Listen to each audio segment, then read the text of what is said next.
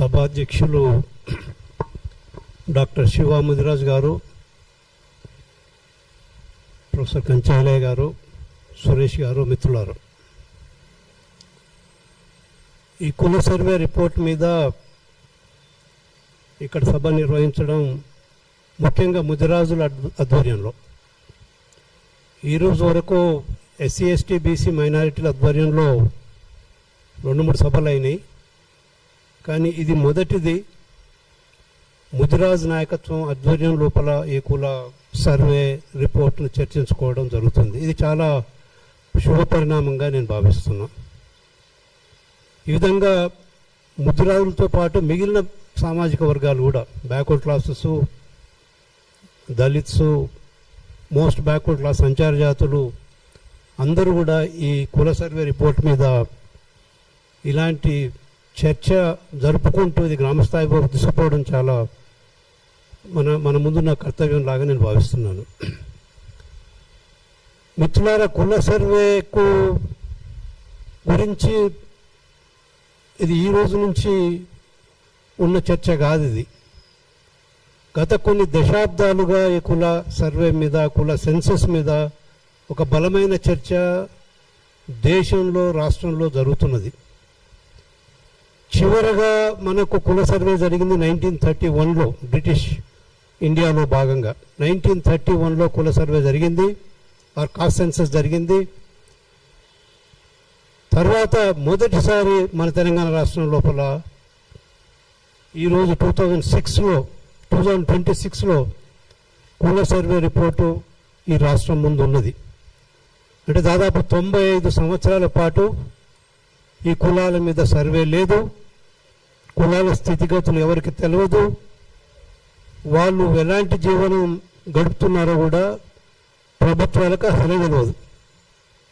ఎమ్మెల్యేలకు, మంత్రులకు వాళ్ళు అధికారం చుట్టూ తిరగడం తెలుసు, కానీ ఈ కులాలకు జరుగుతున్న సమస్యల మీద వాళ్ళు పట్టించుకున్నట్టు ఏ ప్రభుత్వంలో మనకు కనిపించని స్థితి మనకు బాగా తెలుసు. అయితే 1946లో రాజ్యాంగ సభ జరుగుతున్నప్పుడు, డిసెంబర్ 13, 1946 నాడు, అంటే దాదాపు 80 సంవత్సరాల క్రితం, రాజ్యాంగ సభలో ఆనాటి జాతీయ నాయకుడు నెహ్రూ గారు ఒక ప్రామిస్ చేసిండు. అంటే రాజ్యాంగ సభ మొత్తం ప్రామిస్ చేసింది. ఒక రెజల్యూషన్లో భాగంగా రాజ్యాంగ సభ ఈ దేశం ముందు ఒక ప్రతిజ్ఞ చేసింది. ఏమని ప్రతిజ్ఞ చేసింది? ఈ బ్యాక్వర్డ్ క్లాసెస్కి, దళితులకి, ట్రైబల్స్కి, మైనారిటీస్కి సరిపోయిన రక్షణను కల్పిస్తామని చెప్పి ఈ దేశం ముందు ఆనాటి నాయకత్వం ప్రామిస్ చేసింది. బ్యాక్వర్డ్ క్లాసెస్కి, దళితులకి, ట్రైబల్స్కి, మైనారిటీస్కి అడిక్వేట్ ప్రొటెక్షన్స్ను కల్పిస్తామని చెప్పి ఆ రోజు పార్లమెంటు, ఆ రోజు కాన్స్టిట్యూంట్ అసెంబ్లీలో రిజల్యూషన్లో భాగంగా చెప్పడం జరిగింది. దాని తర్వాత ఇది రాజ్యాంగంలో చేర్చడం జరిగింది. రాజ్యాంగంలో ముఖ్యంగా ఈక్వాలిటీ అనే డైమెన్షన్ను కేంద్రంగా, అంటే ఈ దేశం లోపల చాలా ఇన్ఈక్వాలిటీస్ ఉన్నాయి. రిచ్ పూర్ మధ్య ఇన్ఈక్వాలిటీ ఉన్నది, కులాల మధ్య ఇన్ఈక్వాలిటీ ఉన్నది, స్త్రీ పురుషుల మధ్య కూడా ఇన్ఈక్వాలిటీ ఉన్నది, ప్రాంతాల మధ్య కూడా ఇన్ఈక్వాలిటీ ఉన్నది. ఈ ఇన్ఈక్వాలిటీని తగ్గిస్తూ ఈ దేశాన్ని ఈక్వాలిటీ వైపు, సమానత్వం వైపు ఈ దేశాన్ని నిర్మిస్తామని చెప్పి రాజ్యాంగం లోపల చేర్చడం జరిగింది. ఆర్టికల్ 14లో భాగంగా ఈక్వాలిటీని చేర్చడం జరిగింది. దాంట్లో భాగంగానే ఈ కమ్యూనిటీస్కు సమానత్వాన్ని అందించడానికి ఆర్టికల్ 15, ఆర్టికల్ 16 కూడా చేర్చడం జరిగింది. అందులో ముఖ్యంగా బ్యాక్వర్డ్ క్లాసెస్కు, షెడ్యూల్ కాస్ట్కు, షెడ్యూల్ ట్రైబ్స్కి రిజర్వేషన్స్ అనేది ప్రొవైడ్ చేయడం జరిగింది. అయితే బ్యాక్వర్డ్ క్లాసెస్కు రిజర్వేషన్స్ ప్రొవైడ్ చేసినప్పటికీ బ్యాక్వర్డ్ క్లాసెస్కు రిజర్వేషన్ అమలుకు దాదాపు 46 సంవత్సరాలు ఈ భారత ప్రభుత్వం తీసుకోవడం జరిగింది. 46 సంవత్సరాలు ఈ భారతదేశం లోపల బ్యాక్వర్డ్ క్లాసులు లేరు. మనం ఈరోజు మాట్లాడుకునే బ్యాక్వర్డ్ క్లాసులు ప్రభుత్వ దృష్టిలో లేరు. ప్రభుత్వ దృష్టిలో ఒక దళితులు, tribals, forward cost and minorities ఉన్నారు, కానీ బ్యాక్వర్డ్ క్లాస్ అనే వాళ్ళు వాళ్ళ దృష్టిలో లేరు. ఈ దేశంలో ఉన్న ఇంటెలిజెన్షియా కూడా బయట నుంచి వచ్చిన వాళ్ళు కావచ్చు, ఇక్కడ ఉన్న యూనివర్సిటీ ఇంటలెక్చువల్సే కావచ్చు, బ్యాక్వర్డ్ క్లాసెస్ గురించి రాసింది లేదు, చదివింది లేదు. సో అంత దుర్మార్గంగా 46 సంవత్సరాలు బ్యాక్వర్డ్ క్లాసెస్ను పట్టించుకోలేదు. రాజ్యాంగం 340 ఆర్టికల్ 340లో భాగంగా బ్యాక్వర్డ్ క్లాసెస్ కమిషన్ ఏర్పాటు చేసి బ్యాక్వర్డ్ క్లాసెస్ గుర్తిస్తామని చెప్పి ఆ రోజు ప్రామిస్ చేసిన parliament constituent assembly first backward classes commission ఏర్పాటు చేసి వాళ్ళ రిపోర్టు సబ్మిట్ చేస్తే 55లో అదే ప్రభుత్వం నెహ్రూ గారి నాయకత్వం లోపల ఆ రిపోర్ట్ను రిజెక్ట్ చేసింది. వాళ్ళు యాక్సెప్ట్ చేయలేదు. వాళ్ళు పార్లమెంట్లో చెప్పినరు, ఇది మేము రాష్ట్ర ప్రభుత్వాలకు వదిలిపెడుతున్నాం, ఈ దేశాన్ని మేము ఒక కులరహిత సమాజంగా నిర్మించే క్రమం లోపల కులాలను తీసుకురావడం మాకు ఇష్టం లేదు అని చెప్పి వాళ్ళు చెబుతూ ఆ రిపోర్ట్ను యాక్సెప్ట్ చేయలేదు. దాంతో బ్యాక్వర్డ్ క్లాసెస్ ఐడెంటిటీ అనేది మరుగున పడిపోయింది, దాని గురించి చర్చ లేకుండా పోయింది. కానీ కులాలు లేని సమాజం, కులరహిత సమాజాన్ని నిర్మిస్తామన్న భారతదేశం ఎంత దుర్మార్గంగా కుల సమాజంగా, కులతత్వ సమాజంగా, అగ్రకుల సమాజంగా మొత్తం వ్యవస్థలను మొత్తం వాళ్ళ చేతులు కబ్జా చేసుకొని వాళ్ళు ఈరోజు దేశాన్ని మొత్తాన్ని నడిపిస్తున్న స్థితి ఉన్నది. అది ప్రతి అంశం లోపల, అది లెజిస్లేచర్ కావచ్చు, బ్యూరోక్రసీ కావచ్చు, జ్యుడిషియరీ కావచ్చు, మీడియా కావచ్చు, అదేవిధంగా కార్పొరేట్ వ్యవస్థ కావచ్చు, ఆర్థిక రంగం కావచ్చు, ప్రతి డెవలప్మెంట్ అడుగు లోపల మొత్తం కొన్ని కులాలకే అవకాశాలను కల్పిస్తూ ఆ కులాలనే అభివృద్ధి చేసుకుంటూ పోయింది. దాని ఫలితమే ఈరోజు కుల సర్వే రిపోర్ట్ చెప్తుంది, మనకు స్పష్టంగా చెప్తున్నది. ఈ రాష్ట్రం లోపల గత 80 సంవత్సరాలుగా డెవలప్ అయింది కొన్ని కులాలు మాత్రమే, ముఖ్యంగా ఫార్వర్డ్ కాస్ట్ మాత్రమే అని చెప్పి ఈ కుల సర్వే రిపోర్ట్ చెప్తున్నది. ఈ కుల సర్వే రిపోర్ట్ చెప్తున్నది బ్యాక్వర్డ్ క్లాసెస్ మొత్తం వెనుకబడి ఉన్నారు, మోస్ట్ బ్యాక్వర్డ్గా ఉన్నారు అని కూడా ఈ కుల సర్వే చెప్తున్నది. ఎక్స్ట్రీమ్ పావర్టీ కూడా ఈ కులాలలో ఉందని చెప్పి కుల సర్వే రిపోర్ట్ చెప్తున్నది. ప్రొఫెసర్ కంచైలే గారు ఈ కమిటీకి ఎక్స్పర్ట్ కమిటీ వైస్ చైర్మన్గా పనిచేసినారు. వైస్ చైర్మన్గా పనిచేసి వాళ్ళు 2 సపరేట్ రిపోర్ట్స్ను గవర్నమెంట్కు సబ్మిట్ చేసినారు. గవర్నమెంట్ 4 రిపోర్ట్లు ఉన్నాయి, ఈ ఇండిపెండెంట్ ఎక్స్పర్ట్ కమిటీ రిపోర్ట్లు 2 ఉన్నాయి. ఆ రిపోర్ట్లో స్పష్టంగా చెప్తున్నది ఈ రాష్ట్రం లోపల 1,10,00,000 మంది అత్యధిక పేదరికంలో ఉన్నారని చెప్పి వీళ్ళు రాసిన రిపోర్ట్ చెప్తున్నది. 1,10,00,000 మంది అంటే 1/3 పాపులేషన్, రాష్ట్రంలో ఉన్న జనాభాలో 1/3, 3వ భాగము అత్యంత పేదరికంలో ఉందని ఈ రిపోర్ట్ చెప్తున్నది. కానీ రాష్ట్ర ప్రభుత్వం ఏం చెప్తున్నది, దేశంలో మేము బాగా ధనికమైన రాష్ట్రం తెలంగాణ అని రాష్ట్ర ప్రభుత్వం చెప్తున్నది. ఇదంతా దుర్మార్గం, ఇదంతా అరాచకం. ఇంత పెద్ద ఎత్తున బ్యాక్వర్డ్నెస్ ఉన్నది, ఇంత పెద్ద ఎత్తున పేదరికం ఈ రాష్ట్రం లోపల ఉన్నది, దాన్ని గుర్తించడానికి కూడా రాష్ట్ర ప్రభుత్వం చూసే పరిస్థితి లేదు. ఆ 1/3 లోపల 1,10,00,000 మంది ఎక్స్ట్రీమ్లీ బ్యాక్వర్డ్ కమ్యూనిటీస్ పాపులేషన్ చూస్తున్నప్పుడు అందులో 40,00,000 మంది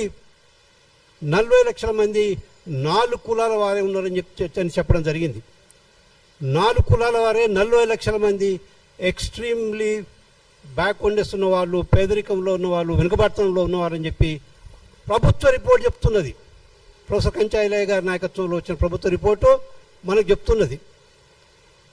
అంటే ఈ 4 కులాల వాళ్ళు 40,00,000 మంది ఉన్నారు అని చెప్పడం జరుగుతున్నది. ఈ 4 కులాలే 40,00,000 మంది, 1,10,00,000లో ఈ 4 కులాలే 40,00,000 మంది ఉన్నారని ఆ రిపోర్ట్ చెప్తుంది. ఆ 4 కులాలు ఎవరు అని అంటే, ఒకటి మాదిగలు, 2వది లంబాడాలు, 3వది ముదిరాజులు, 4వది యాదవులు.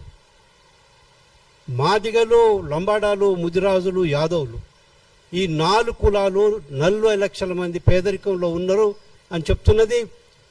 వాళ్ళు ఇచ్చిన కంబైన్డ్ బ్యాక్వర్డ్నెస్ ఇండెక్స్ని ఒకసారి మనం చూస్తే, సిబిఐని వాళ్ళు కన్స్ట్రక్ట్ చేసినారు. ఆ సిబిఐని చూస్తే మనకు స్పష్టంగా కనపడుతున్నది వీళ్ళంతా దాదాపు 90 తర్వాతనే వాళ్ళు ఇచ్చిన స్కోర్ ఎట్లుందనంటే 12 నుంచి 116 వరకు ఉంది ఆ స్కోర్. 12 నుంచి తక్కువ స్కోర్ ఉన్నదంటే వాళ్ళు బాగా డెవలప్ అయిన కమ్యూనిటీస్ అవి.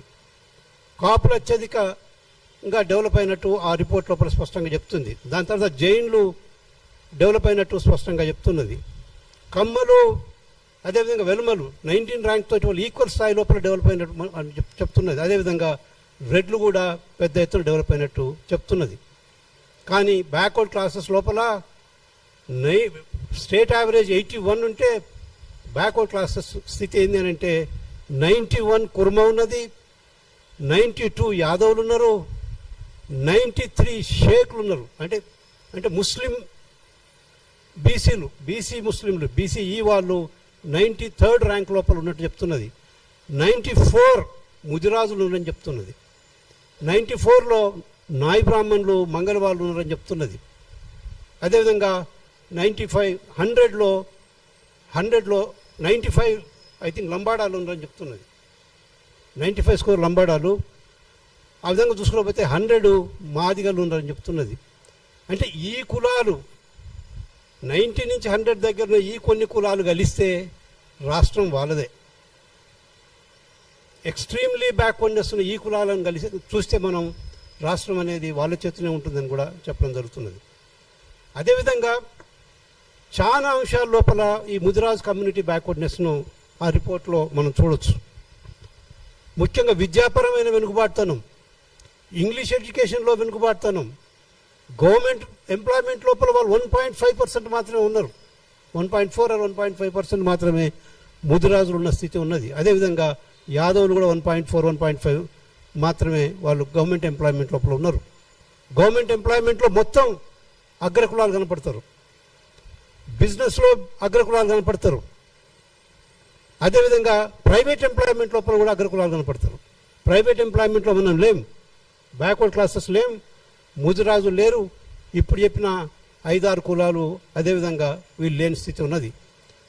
ఈ బ్యాక్వర్డ్ కంపోజిట్ బ్యాక్వర్డ్నెస్ ఇండెక్స్ లోపల ముదిరాజుల స్థానం మొత్తం 242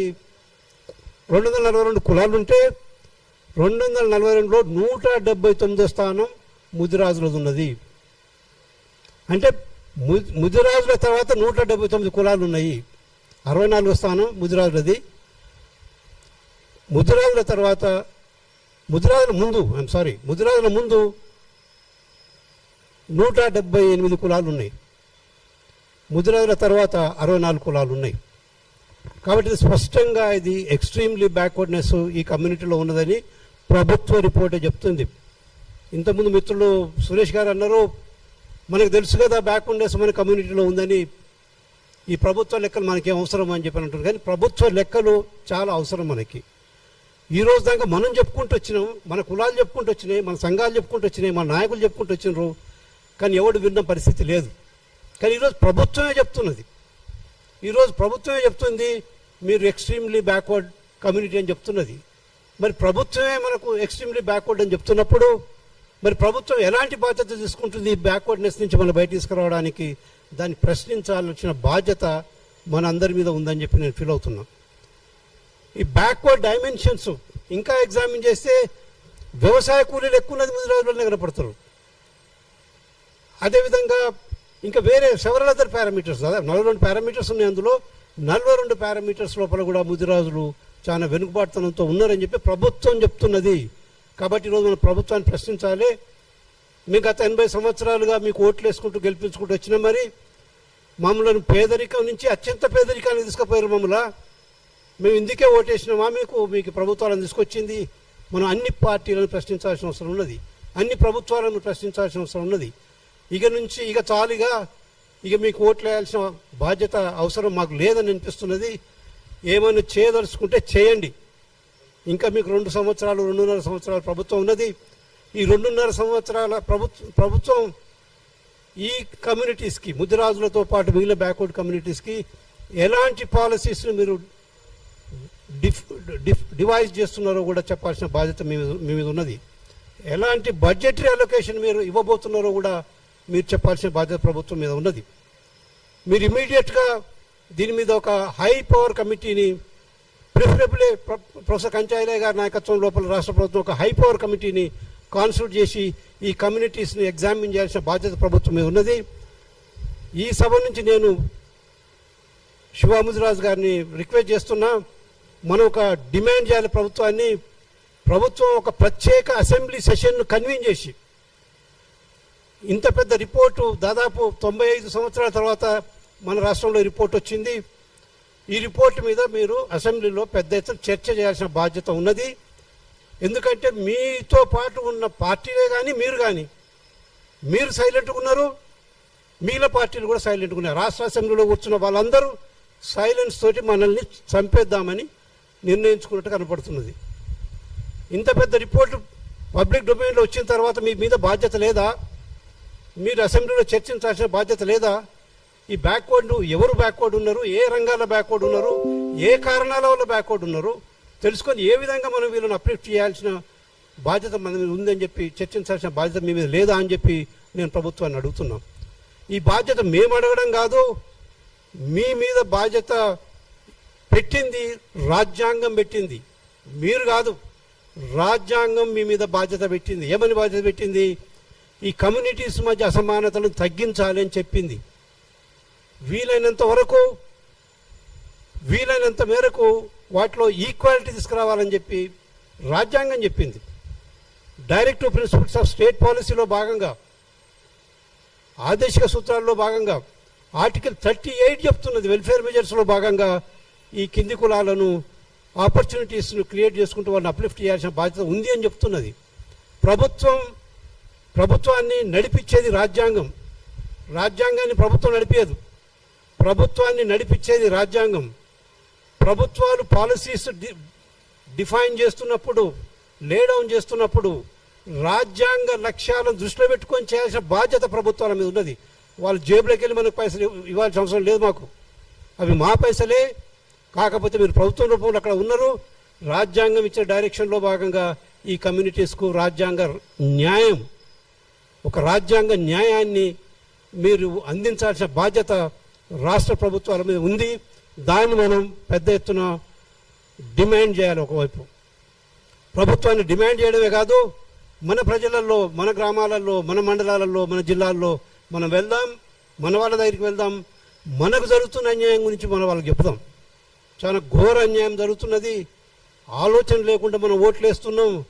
వాళ్ళు ఒక ఆట ఆడుకుంటున్నారు. వాళ్ళు ఓడు తోలు తీస్తా అంటాడు, ఇంకోటి తొండ ఎక్కిస్తా అంటాడు, తొండాలు ఎక్కిస్తా అంటాడు. తమాష అవుతుందా? వీనికి పని లేదు, వానికి పని లేదు. వదిలడానికైనా మనం ఉన్నది ఇక్కడ. ఈ కమ్యూనిటీస్ చాలా పేదరికంలో సఫర్ అవుతున్నాయి. వెనుకబాటుతనంలో, నిరక్షరాస్యతతోటి, అన్ఎంప్లాయ్మెంట్ తోటి, ట్రెడిషనల్ ఆక్యుపేషన్స్లో సఫర్ అవుతున్నారు. వీటిని ఎడ్యుకేషన్ వైపు నడిపించాల్సిన బాధ్యత, చర్చ రాష్ట్ర ప్రభుత్వం నుంచి రావాలి. చదువుతున్న వాళ్ళని ఇంటర్నేషనల్గా పంపించి చదివించి వీళ్ళను గొప్ప మేధావులను చేయాల్సిన బాధ్యత ప్రభుత్వం మీద ఉన్నది. స్కాలర్షిప్స్ ఇవ్వాల్సిన బాధ్యత ప్రభుత్వం మీద ఉన్నది. దాన్ని పట్టించుకోకుండా ఒకడు తోలుదిస్తా అంటాడు, ఒకటి తొండ ఎక్కిస్తానంటాడు. ఇదేం నాటకం జరుగుతున్నది? ఇది మనం బాగా సీరియస్గా పబ్లిక్ స్పేస్లో ఈ డ్రామాలు బంద్ చేయాలని చెప్తున్నాం. మనం పబ్లిక్ స్పేస్లో ఈ కాంక్రీట్ విషయాల మీద చర్చ జరగాలి. అది మీడియా కావచ్చు, అది రాజకీయ నాయకత్వం కావచ్చు. పబ్లిక్ స్పేస్లో ఈ రిపోర్ట్ మీద, కుల సర్వే రిపోర్ట్ మీద, సిపెక్ రిపోర్ట్ మీద రాష్ట్రంలో పెద్ద ఎత్తున చర్చ జరగాల్సిన అవసరం ఉన్నది. అది మీడియా గుర్తించాలి, అది ప్రభుత్వం గుర్తించాలి, పొలిటికల్ పార్టీలు గుర్తించాలి. ఒకవేళ దాన్ని మర్చిపోతే మాత్రం ఈ రాష్ట్ర ప్రజలు క్షమించాలని చెప్పి మీ ముందు నేను తెలియజేస్తున్నాను. అదేవిధంగా వీళ్ళ పాపులేషన్ను మనం ఎగ్జామిన్ చేస్తే, ఒకసారి పాపులేషన్ ఎగ్జామిన్ చేస్తే అత్యధికంగా ముస్లిమ్స్ కనపడతారు. బ్యాక్వర్డ్ క్లాసెస్లో అత్యధికంగా మనకు ముదిరాజులు కనపడతారు. అయితే ముస్లిం బ్యాక్వర్డ్నెస్ను కూడా తీసుకుంటే వాళ్ళు దాదాపు 28 lakhs కనిపిస్తున్నారు. 28-29 lakhs వాళ్ళు కనపడుతున్నారు. వాళ్ళ మధ్య ఉన్న చిన్న చిన్న వేరియేషన్స్ను ఒకవేళ యునైట్ చేయగలిగితే వాళ్ళు కూడా చాలా పెద్ద సంఖ్యలో, మాదిగల కంటే కూడా పెద్ద సంఖ్యలో కూడా కనిపించే పరిస్థితి ముస్లిం లోపల కనపడుతున్నది.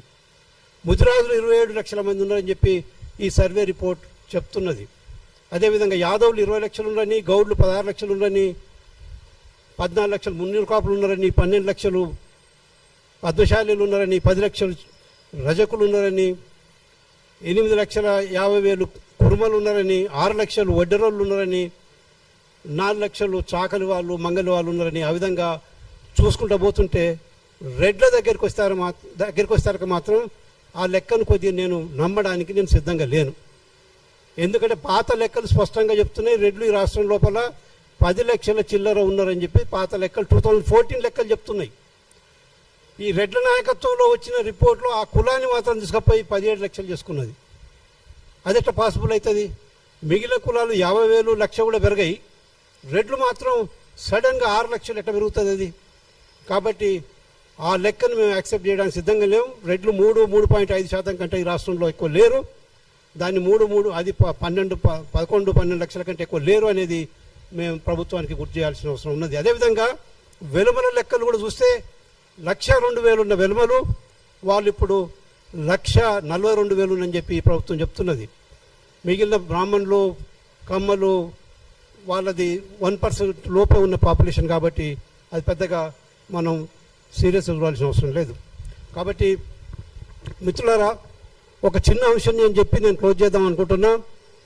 ఈ పాపులేషన్ డిస్ట్రిబ్యూషన్ చూస్తే బేసిక్గా ఏంటంటే కాస్ట్ సెన్సస్ అనగానే మన వాళ్ళందరూ మా కులం ఎంత ఉంది అనేది చూసే ఒక స్ప్రో ఉన్నది మనకి. మా కులం జనరల్గా ఏంటంటే మేము ఇంత బలమైన వాళ్ళం, ఇంత సంఖ్యాపరంగా ఇంత పెద్దోళ్ళం, మేము ఇంత బలంగా ఉన్నాం కాబట్టి మాకు రాజ్యాధికారంలో స్థానం కూడా బలంగా ఉండాలని, అభివృద్ధిలో అవకాశాల్లో అన్నిటి లోపల మాకు స్థానం రావాలని ఉద్యమాలు జరుగుతున్నాయి. రాష్ట్రం లోపల దేశం లోపల జరుగుతున్నాయి. కానీ ప్రభుత్వ లెక్కలు కొంత సవరణతో 1% 2% అట్టిట్ చేసుకుంటూ మన లెక్కల్ని మనం ఒకవేళ ఒక మేరకు మనం చూసినా కానీ వాటి పాపులేషన్ను ఒక మేరకు మనం యాక్సెప్ట్ చేసుకుంటూ ఒక మేరకు అది విత్ లిటిల్ వేరియేషన్స్ తోటి మనం దాన్ని చూసుకుంటూ, రెండో ఇంపార్టెంట్ డైమెన్షన్ మనం మిస్ అవుతున్న డైమెన్షన్ ఏంటంటే ఈ కులాలు ఏ విధంగా డిస్ట్రిబ్యూట్ అయినాయి ఈ రాష్ట్రం లోపల, ఈ కులాలు ఏ జిల్లాల్లో ఎట్లా డిస్ట్రిబ్యూట్ అయ్యి ఉన్నారు అనేది ఆ కోణం మనం ఎగ్జామిన్ చేయాల్సిన అవసరం ఉన్నది. చాలా వరకు మనం ఆ కోణాన్ని మనం విస్మరిస్తున్నాం. మనం ఇంతకుముందే చిరంజీవి గారు చెప్పినారు, మెదక్ లోపల ముదిరాజులు హయ్యెస్ట్ పాపులేషన్ ఉన్నది, 25% ఉన్నది మెదక్ లోపల. 25% ఉన్న ముదిరాజులకి ఏ చిన్న కులాన్ని కలుపుకున్నాక అధికారం వాళ్ళదే. ఎవడో మనకు టికెట్లు వేయాల్సిన అవసరం లేదు. ఎవడిచ్చేది టికెట్? మన కులమే ఇస్తుంది టికెట్. మా కులమే మన కులమే కూర్చుంటుంది, డిసైడ్ చేస్తుంది. నేను పెడుతున్నాం ఈ 25% కుప్ప నీకు ఇస్తున్నావు అంటే మిగిలిన కులాలు డెఫినెట్గా సహకరిస్తాయి. ఒక మెదకే కాదు, నారాయణపేట పోతే కూడా దాదాపు 25% ముదిరాజులు ఉన్నారు. అదేవిధంగా సిద్దిపేట పోతే కూడా పెద్ద సంఖ్య లోపల ముదిరాజులు ఉన్నారు. వికారాబాద్ పోతే కూడా ముదిరాజులు చాలా పెద్ద సంఖ్యలో ఉన్నారు. మహబూబ్ నగర్లో ముదిరాజులు చాలా పెద్ద సంఖ్యలో ఉన్నారు. నాగర్ కర్నూలులో ముదిరాజులు చాలా పెద్ద సంఖ్యలో ఉన్నారు. వనపర్తిలో ముదిరాజులు చాలా పెద్ద సంఖ్యలో ఉన్నారు. అదేవిధంగా చాలా జిల్లాల్లో వరంగల్లో ఉన్నారు, హన్మకొండలో ఉన్నారు, పెద్దపల్లిలో ఉన్నారు. చాలా జిల్లాల లోపల కామారెడ్డిలో పెద్ద సంఖ్య ఉన్నది ముదిరాజులది. సో మనం ఎక్కడ ఉన్నారో మనం అందరం ఎగ్జామిన్ చేయాల్సిన అవసరం ఉన్నది. ముదిరాజులు ఎక్కడ ఉన్నారో ఎగ్జామిన్ చేయాల్సిన అవసరం ఉన్నది. వీరికి దగ్గరగా ఏ కులాలు ఉన్నాయో 2 కులాలు కలిస్తే, ఈ రాష్ట్రంలో 2 కులాలు కలిస్తే సౌత్ తెలంగాణ ఒక హైదరాబాద్ తప్పించి సౌత్ తెలంగాణ మొత్తం వీళ్ళే అధికారానికి వచ్చే అవకాశం ఉన్నది. వీళ్ళే అంత బలమైన సామాజిక వర్గం. యాదవులను చూస్తే యాదవులు నల్గొండలో పెద్ద సంఖ్యలో ఉన్నారు, నార్కర్నూలులో పెద్ద సంఖ్యలో ఉన్నారు, అదేవిధంగా వనపర్తిలో పెద్ద సంఖ్యలో ఉన్నారు, యాదాద్రిలో ఉన్నారు. ముదిరాజులు కూడా యాదాద్రిలో పెద్ద సంఖ్యలో ఉన్నారు, సూర్యాపేటలో ఉన్నారు. వీళ్ళతో పాటు గౌడ్లను చూస్తే గౌడ్లు కూడా నల్గొండ, సూర్యాపేట ఆ ప్రాంతం లోపల పెద్ద సంఖ్యలో కనపడుతున్నారు. అదేవిధంగా వేరే జిల్లాల లోపల గౌడ్లు కనపడతారు. కురుమలను చూస్తే కురుమలు కూడా పెద్ద సంఖ్యలో మెదక్లో కనపడతారు, నారాయణపేటలో కనపడతారు, అదేవిధంగా రంగారెడ్డిలో కనపడతారు, యాదాద్రిలో కనపడతారు, భువనగిరి జిల్లాలో కనపడతారు. అంటే ఈ 3-4 కులాలు ముదిరాజులు, యాదవులు, కురుమలు, గౌడ్లు ఈ నలుగురు ఒక దగ్గరికి వస్తే దాదాపు 50% తెలంగాణను వీళ్ళ చేతిలో గెలిచే అవకాశాలు ఉన్నాయి. కాబట్టి డిస్ట్రిబ్యూషను ఒక జాయింట్ యాక్షన్ స్ట్రాటజీని మనం ఇవాల్వ్ చేసుకోవాల్సిన అవసరం ఉన్నది. వీరితో పాటు మిగిలిన బ్యాక్వర్డ్ క్లాసెస్ని కూడా మనం తీసుకుంటే మాదిగలని, లంబాడాలను, పద్మశాలీలను, మున్నూరు కాపులను వీళ్ళందరినీ కూడా మనం తీసుకొని నడవగలిగితే, ఆ కమ్యూనిటీస్ని కన్విన్స్ చేయగలిగితే ఈ రాష్ట్రం లోపల డెఫినెట్గా ఒక డైరెక్షన్ మార్చే అవకాశం ఉంటుందని నేను చెప్తున్నా. చివరిగా నేను అనేది ఏంటంటే, దేశం లోపల చాలా డిఫరెంట్ స్ట్రాటజీస్ మనకు స్పష్టంగా కనపడతాయి. దేశంలో ఒకనాడు 1990s లోపల మిలే ములాయం కాన్షీరామ్ హవామే ఉడిగే జై శ్రీరామ్ అని చెప్పి ఆ రోజు నినాదం వచ్చింది. ములాయము కాన్షీరామ్ అంటే యాదవులు మాదిగలు కలిసినరు, దళితులు యాదవులు ముస్లింలు కలిసినరు. దాంతో వాళ్ళు అక్కడున్న ప్రభుత్వాలను కూలగొట్టగలిగినరు, వాళ్ళ అధికారానికి రావడం జరిగింది. 1993లోనే వాళ్ళ అధికారానికి రావడం జరిగింది. అంతకంటే ముందు త్రివేణి సంఘం పేరు మీద బీహార్లో త్రివేణి సంఘం పేరు మీద కుర్మీలు, కోయిలీలు, యాదవులు ముగ్గురు కలిసి కూడా అక్కడ రాజకీయాలను మొత్తం చిత్రపటాన్ని మొత్తం మార్చేసిన పరిస్థితి ఉన్నది. అదేవిధంగా యూపీలో అస్గర్ అనే కాంబినేషన్ లోపల అహీర్లు, జాట్లు, గుజ్జర్లు, రాజ్పుతులు ఈ 4 కమ్యూనిటీస్ కలిసి చరణ్ సింగ్ గారి నాయకత్వం లోపల అక్కడ ఉత్తరప్రదేశ్ లోపల రాజకీయాల ముఖ చిత్రాన్ని మార్చగలిగినరు. కాబట్టి మిత్రులారా, మనం కూడా ఒక స్ట్రాటజీని మనం ఎవాల్వ్ చేసుకుందాం. మనం తెలంగాణ లోపల కూడా ఏ ప్రాంతాల్లో ఎవరు సంఖ్య ఏ విధంగా ఉందనేది మనం ఎగ్జామిన్ చేద్దాం. దాన్ని బట్టి కమ్యూనిటీస్ కూర్చొని దానికి ఒక రూపాన్ని ఇచ్చి ఒక జాయింట్ యాక్షన్ స్ట్రాటజీని మనం తీసుకొని మనం ముందు పోగలిగితే ప్రభుత్వాన్ని ఫస్ట్ ఫేజ్లో ప్రభుత్వాన్ని మనం ప్రెషరైజ్ చేయాల్సిన బాధ్యత మన మీద ఉన్నది. ప్రభుత్వం ఈ రిపోర్ట్ తీసుకొచ్చి పెట్టింది. ఈ రిపోర్ట్లో క్షుణ్ణంగా ఎగ్జామిన్ చేసి ఈ కమ్యూనిటీస్కి ఎలాంటి పాలసీస్ను డిఫైన్ చేయబోతున్నారో ప్రభుత్వాన్ని మనం ప్రశ్నించాల్సిన అవసరం ఉన్నది. ప్రభుత్వం ద్వారా పలు ఇంటర్వెన్షన్స్ తోటి మన కమ్యూనిటీస్ని ముందు తీసుకుపోవడానికి ప్రయత్నం చేయాలి. ఒకవైపు ప్రభుత్వం మీద ప్రెషర్ బిల్డప్ చేస్తుండాలి, రెండో వైపు మనం మన కమ్యూనిటీస్ దగ్గర పోయి మనం వాళ్ళని ఎడ్యుకేట్ చేసుకుంటూ ఉండాలి. ఏదో ప్రభుత్వానికి అప్పచెప్పినాం, ఎమ్మెల్యే కొటేషన్ అయిపోయింది, మా పరిస్థితి, మా 5 ఏళ్ళు మాకు సంబంధం లేదని అనుకుంటే మన జీవితం ఈ విధంగానే ఉండే ప్రమాదం ఉన్నది. కాబట్టి మనం ప్రభుత్వాన్ని ఒకవైపు ప్రెషర్ చేసుకుంటూ మనం ప్రజలలోకి పోదాం, మండల స్థాయికి వెళ్దాం, జిల్లా స్థాయికి వెళ్దాం, వీలైతే గ్రామాలకు వెళ్దాం. ఈ వాస్తవాలను, ఈ కుల సర్వే రిపోర్ట్లో ఉన్న వాస్తవాలను మన కమ్యూనిటీ ముందు పెడదాం, సంచార జాతుల ముందు పెడదాం, మోస్ట్ బ్యాక్వర్డ్ క్లాసెస్ ముందు పెడదాం, అదేవిధంగా దళితుల ముందు పెడదాం, ఎస్టీల ముందు పెడదాం. పెట్టితే మనకు స్పెషల్గా మనకు సఫిషియంట్ టైం ఉన్నది. మనకి ఇప్పుడు దాదాపు 2 years టైం ఉన్నది. మనం నిజంగా ఈ ఉద్యమాన్ని మనం గ్రామ స్థాయికి తీసుకుపోగలిగితే, మండల స్థాయికి తీసుకుపోగలిగితే మనం ఎమ్మెల్యేల చుట్టూ తిరగాల్సిన అవసరం లేదు, ప్రభుత్వం చుట్టూ తిరగాల్సిన అవసరం లేదు. రెండోది ఏంటంటే, ఈ పార్టీలలో ఉన్న మన కుల నాయకులను మనం ప్రశ్నించాలి. మీ పార్టీ నుంచి ఈ కాస్ట్ సర్వే రిపోర్ట్ మీద మీటింగ్ పెట్టిస్తావా లేదా? రాష్ట్రంలో మీ పార్టీ అన్ని దిక్కులు మా కులాల ఓట్లు కావాలని అడుగుతున్నారు కదా, మిమ్మల్ని చూపించి మమ్మల్ని ఓట్లు వేయమని చెప్పి అడుగుతున్నారు కదా. మీరు చెప్పండి, మరి ఆ పార్టీకి చెప్పండి. ఎందుకంటే ఒక పార్టీ కుల సర్వే రిపోర్ట్ వ్యతిరేకించడమే కాదు, పార్టిసిపేట్ కూడా చేయలేదు, నాయకులు పార్టిసిపేట్ చేయలేదు. ఎంత దుర్మార్గం! వాళ్ళకు రాజ్యాంగం వద్దట, ఇంకొక ఆయన జాతీయ పార్టీ వాళ్ళకు కూడా రాజ్యాంగం, ఈ రెండింటికి అర్థం చేస్తామని అంటున్నారు. అంటే రాజ్యాంగం మనకు అంత ఇంత వాయిస్ ఇచ్చింది, ఈ వాయిస్ను కూడా లేకుండా చేయాలని ఒక ప్రయత్నం చేస్తున్న దుస్థితి ఉన్నది. కాబట్టి మన కమ్యూనిటీ నాయకులకు మనం స్పష్టంగా చెప్పాలి, మీ పార్టీల ద్వారా మీటింగ్లు పెట్టించండి, మీ పార్టీల ద్వారా ప్రభుత్వం మీద ప్రెషర్ చేయించండి, అసెంబ్లీలో పెద్ద ఎత్తున చర్చ చేయండి. మీ పార్టీ యూనిట్స్, జిల్లా యూనిట్స్, మండల్ యూనిట్స్, గ్రామ యూనిట్స్ ఈ కుల సర్వే రిపోర్ట్ మీద చర్చ చేయించాలి. ఇది బాధ్యత మీది. ఆ బాధ్యత తీసుకొని మీరు నిర్వహిస్తే మేము మీకు అండగా నిలబడతాం. లేకపోతే మాత్రం మిమ్మల్ని కూడా మేము ప్రశ్నించాల్సిన పరిస్థితి ఉంటుంది. మేము కూడా కింది స్థాయి దాకా వెళ్ళి ఈ రిపోర్ట్ గురించి జిల్లాలలో కూడా పెద్ద ఎత్తున క్యాంపెయిన్ చేసి ఈ చైతన్యాన్ని అడ్వాన్స్ చేయాలని కోరుకుంటూ ఈ అవకాశం ఇచ్చిన డాక్టర్ శివ ముదిరాజుకు కృతజ్ఞతలు తెలియజేస్తున్నాను. Thank you.